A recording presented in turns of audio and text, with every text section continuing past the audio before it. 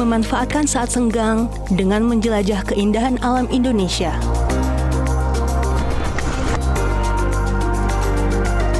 Menikmati bawah laut di pantai ujung utara Indonesia.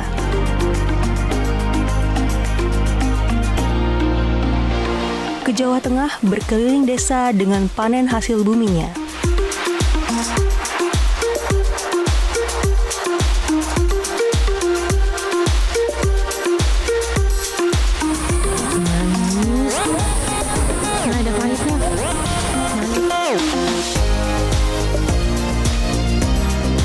Dan pengalaman snorkeling di antara pulau batuan kars yang megah di tanah Papua.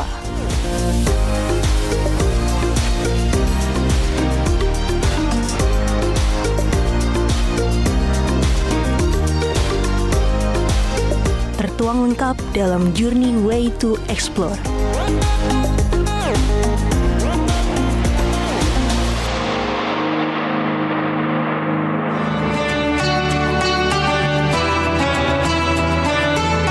Mengeksplorasi Aceh rasanya belum lengkap jika belum menginjakan kaki di kota Sabang. Waktu tempuh dari Banda Aceh menuju Sabang hanya 45 menit. Harga tiket kapal cepatnya Rp80.000 untuk satu kali keberangkatan. Sabang merupakan daerah kepulauan dengan bentang alam pesisir. Di Sabang ada banyak sekali penginapan. Wisatawan dapat memilih penginapan berupa kamar, cottage, ataupun resort dengan fasilitas kelas bintang 5.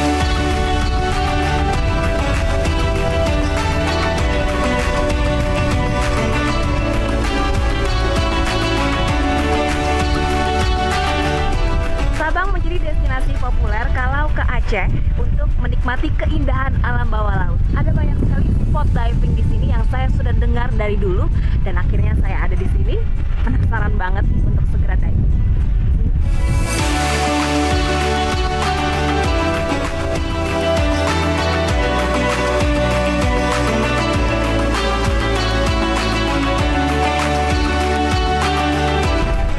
Saat ini sudah ada di salah satu dive center yang ada di kawasan Iboi Sabang. Sudah bersama saya dive guide hari ini. Halo Bang. Halo. Bang, hari ini kita akan diving di mana? Kita akan coba diving di Bate Tokong.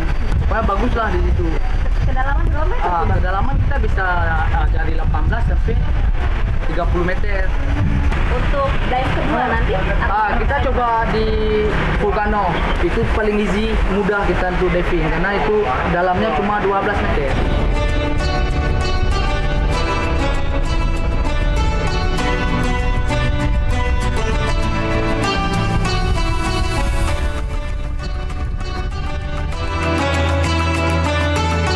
Bate Tokong merupakan salah satu spot menyelam favorit di perairan Sabang.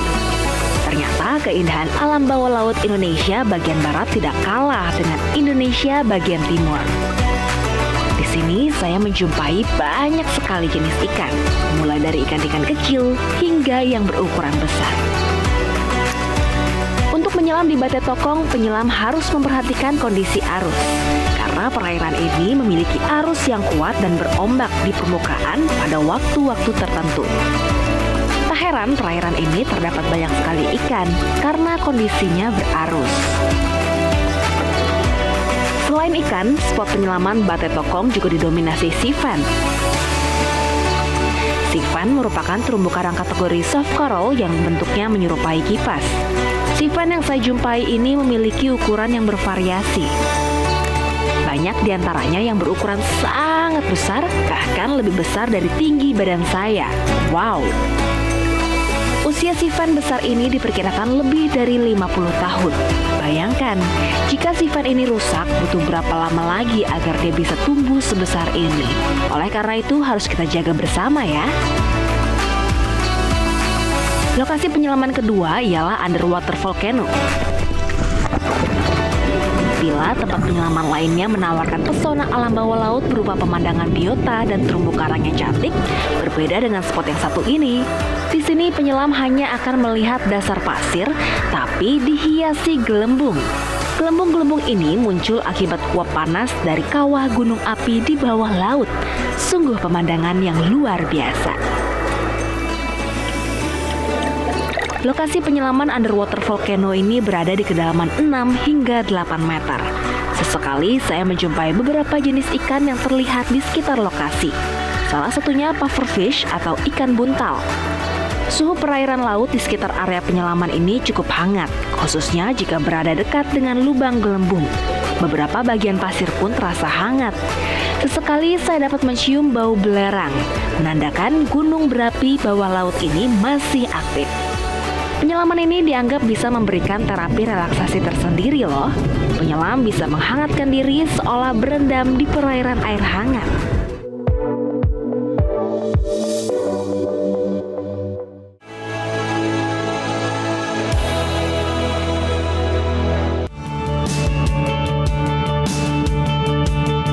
Kabupaten kecil di Jawa Tengah syarat akan budaya dan sejarah. Peran Wali Songo dalam berdakwah tak lekang dari citra Kudus sebagai kota santri. Lihatlah, Masjid Menara Kudus serupa bangunan candi dan melambangkan akulturasi budaya Jawa, Hindu, dan Islam. Masjid dengan menara tumpukan batu bata setinggi 17 meter menyerupai Kori Agung ini dibangun oleh Sunan Kudus. Kota Kretek, itulah julukan lain dari Kudus. Saat mengunjungi Museum Kretek, saya mendapatkan informasi jika di tahun 1880-an, seorang penduduk Kudus bernama Haji Jamhari merajang cengkeh hingga halus, dicampurkan pada tembakau dan dilinting menggunakan kulit jagung atau klobok. Bunyi yang dihasilkan kretek, kretek, kretek. Saya pun melanjutkan perjalanan ke bagian timur Kabupaten Kudus, Pati Ayak. Di sana terdapat wisata rumahan dengan memori masa lalu. Ini terutama ini rumah sangat jadul banget Kak ya. Dibangun sejak tahun 1945. Berbagai macam tempat untuk spot-spot foto. Juga kakak juga bisa kok pakai baju jadul seperti ini. Boleh, bisa nih bisa, ada. Di belakang sediain semuanya. Saya coba ya Mas. Iya, silakan yuk.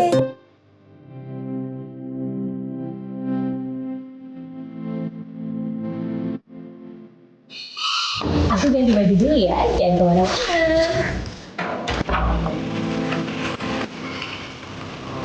Sekarang wonten griya jadul Papua.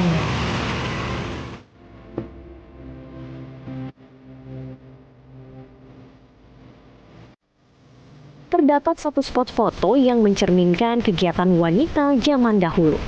Contohnya, membatik, menjahit baju, hingga menyetrika baju dengan setrikaan yang masih menggunakan arang.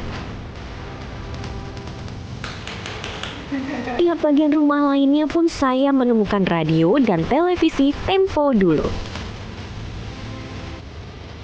Tergerus oleh waktu, inilah suasana dapur luar ruang dan kompor dengan kayu bakar. Terdapat peralatan memasak tungku dan pawon dari tanah liat. Di sini mengingatkan saya pada masa kecil, yaitu berada di rumah Mbah. Semuanya dari barang-barang, suasana, jadi bikin kangen masa kecil. Usai merasakan kenangan masa lalu, kami menuju Bendungan Logung untuk wisata speedboat. Bendungan Logung yang dibangun tahun 2018 ini memiliki luas 3 hektar dengan kedalaman 40 hingga 80 meter.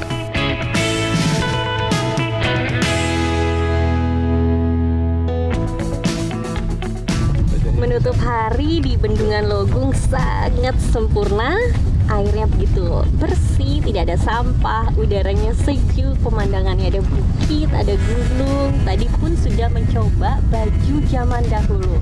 Nah, nanti saya akan mencoba batik khas Kudus. Seperti apa? Tetap di Journey.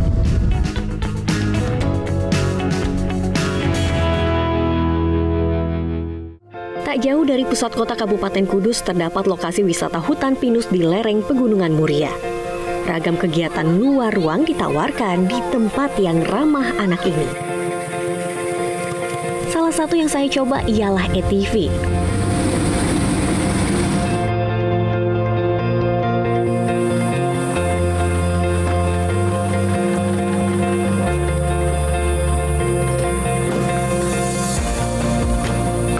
Selanjutnya, saya berkeliling ke desa sekitar dengan naik jeep bersama Mas Ato. Titik pemberhentian pertama, saya dikenalkan dengan tanaman endemik Parijoto di Desa Japan. Menurut legenda Sunan Muria, memang dikonsumsi khususnya untuk ibu-ibu hamil, nanti diharapkan putra-putrinya lebih ganteng. Perjalanan pun dilanjutkan. Saya melihat banyak tanaman kopi. Kan saya lihat udah nggak ada buahnya semua. Ya, udah selesai panen. Panen semuanya. Biasanya nunggu berapa lama lagi sampai panen lagi? Kita berarti nunggu sekitar 10 sampai 11 bulan lagi untuk tahun depan untuk panen kita. Sebutan kopi, lepas itu kita masak kopi di rumah, menjemur, sama roasting gitu, bikin beras kopi, menumbuk lah, istilahnya menumbuk kopi lah. Tanaman kopi ini ditanam di ketinggian sekitar 850 meter di atas permukaan laut. Sehingga karakteristik kopi yang dihasilkan ialah Robusta.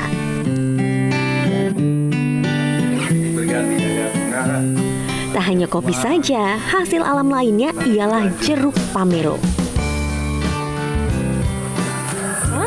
Gampang sekali ternyata. Kami pun kembali ke Pijar Park untuk segera mencicipi buah yang telah saya petik. Jadi ini dia buah yang tadi kita petik. Mirip banget kayak jeruk Bali, tapi nggak ada bijinya. Coba ya. Manis, nggak ada pahitnya. Manis, natural, enak banget.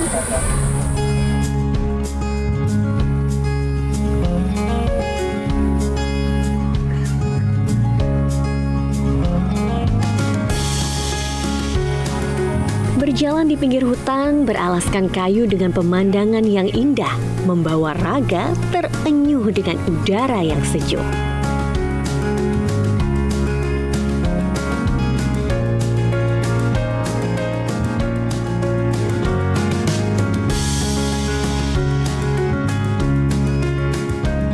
Saya pun mencoba penginapan dengan pemandangan langsung ke Pinus Kajar.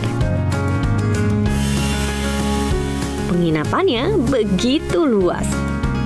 Pemandangannya langsung ke bukit untuk menikmati keasrian pinus-pinus di lereng gunung. Tepat di depan kamar saya juga menjadi lokasi untuk menikmati sunset sambil menikmati nyimit, cemilan khas Kajar dan es buah. Pemandangan yang memesona menanti terbenamnya sang surya di garis bukit Pegunungan Muria untuk menutup hari dengan keheningan.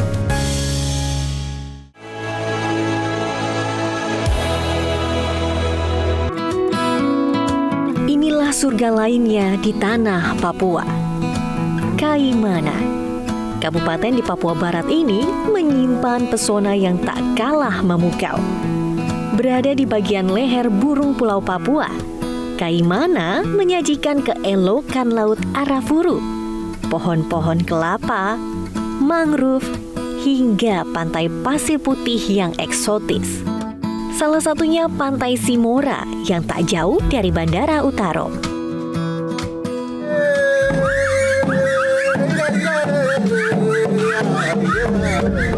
Sesampainya di sana, saya disambut oleh sanggar tari Moka Sienak. Saya langsung dikenakan mahkota dan kalung khas Papua.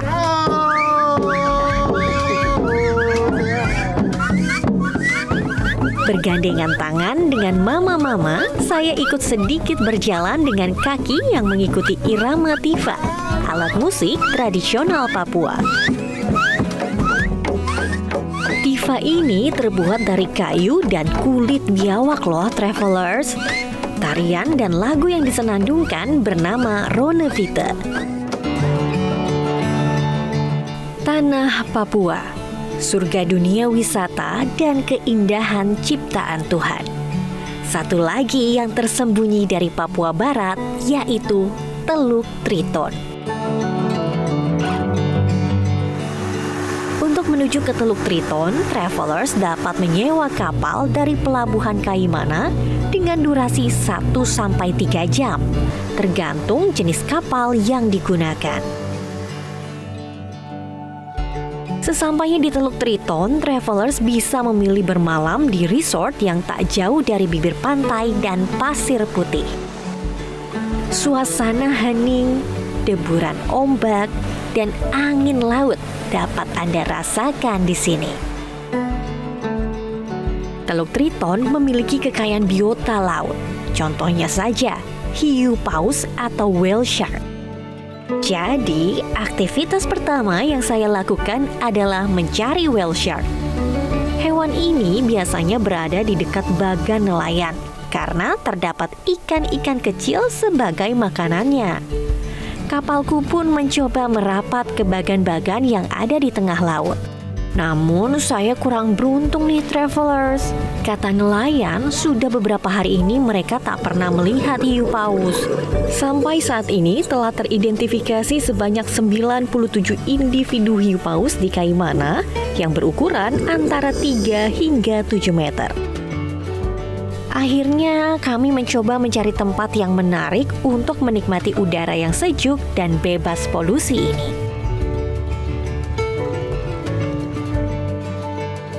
Karakter Pulau Triton ini memang tak kalah menariknya dengan Raja Ampat. Hamparan Pulau Kars dengan hijaunya pepohonan dapat mudah dijumpai di Teluk Triton. Gak perlu jauh dari penginapan, di sini tuh banyak banget hamparan pasir putih kayak di depan aku sekarang. Terus airnya juga udah terlihat. Jernih sekali. Aku sekarang mau coba snorkeling dulu, penasaran seperti apa di bawah laut.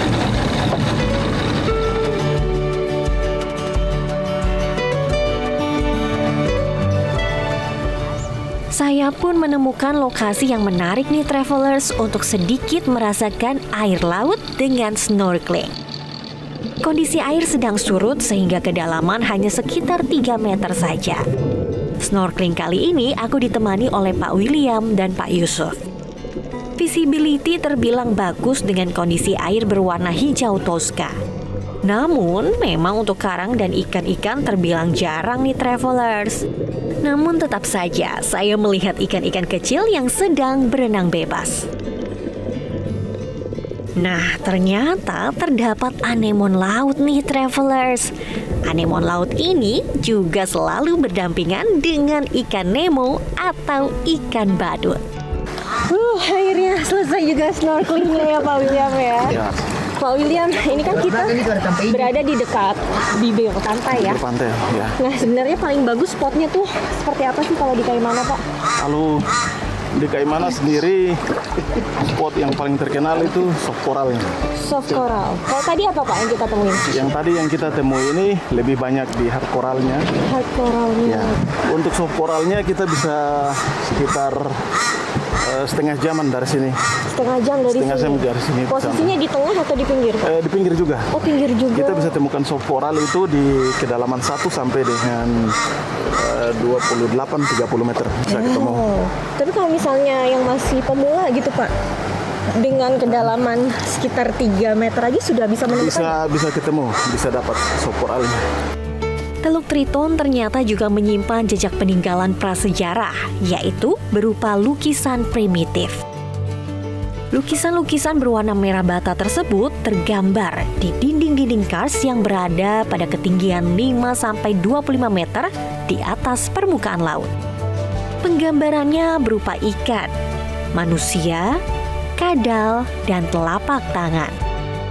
Berdasarkan laporan tim survei Direktorat Pendayagunaan Pulau-Pulau Kecil Kementerian Kelautan dan Perikanan pada tahun 2014, lukisan tersebut merupakan ciri dari peradaban zaman Epipaleolitik atau zaman batu tua akhir yang berlangsung 12.000 sampai 5.000 tahun sebelum Masehi.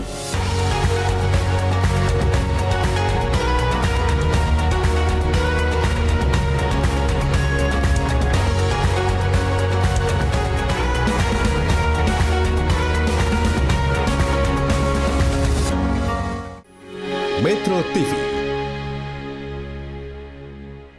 Jelajahi cara baru mendapatkan informasi. Download Metro TV Extend sekarang.